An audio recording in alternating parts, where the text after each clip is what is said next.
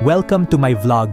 Usap-usapan nga ang hiwalayan ni na Ai de las Alas at ang husband niya na si Gerald Sibayan makalipas ang 10 taon. Nagsimula sila maging magkarelasyon noong 20 years old pa lamang si Gerald at 50 years old naman si Ai. Birthday to you! Mamadali si Bakit. Ikaw nga nagmamadali, ikaw kumakanta eh. Wish. Baliktad ka rin eh. Happy birthday, Dad. Thank you, darling. Bakit ako si Malusa?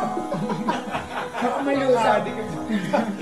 Kasi, ano siya eh. Ice cream cake. Ice Baka cream cake. malusa. Ako malusam po. In 30 seconds, babagsak kasi siya. Ang hindi naman, maka 30 seconds naman. Oh, chewing-chewing! Happy birthday.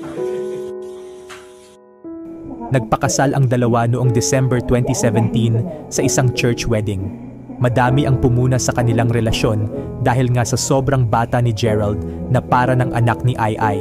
Subalit wala naman talaga sa edad yun. Hindi ba?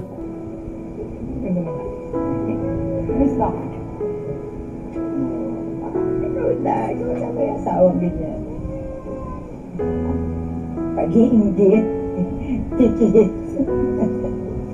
Ginash.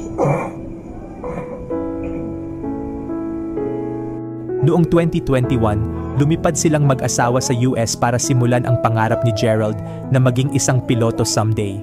Isang green card holder si Ai and nakuha na rin ni Gerald yung green card after Ai petitioned him. Nag-celebrate sila ng 10th wedding anniversary sa US noong April 2024. Subalit, noong bumalik sa Pinas si Ai ay hindi niya sinasambit yung pangalan ni Gerald sa mga shows or interviews niya. Dahilan ng pagtataka ng marami.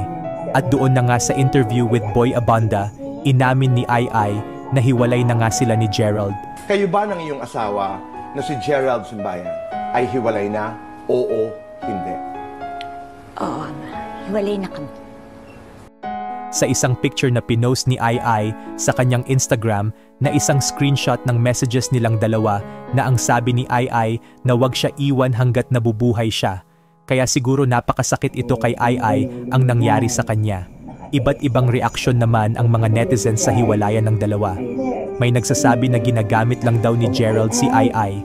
Isa ng piloto ngayon si Gerald at nananatili sa Amerika.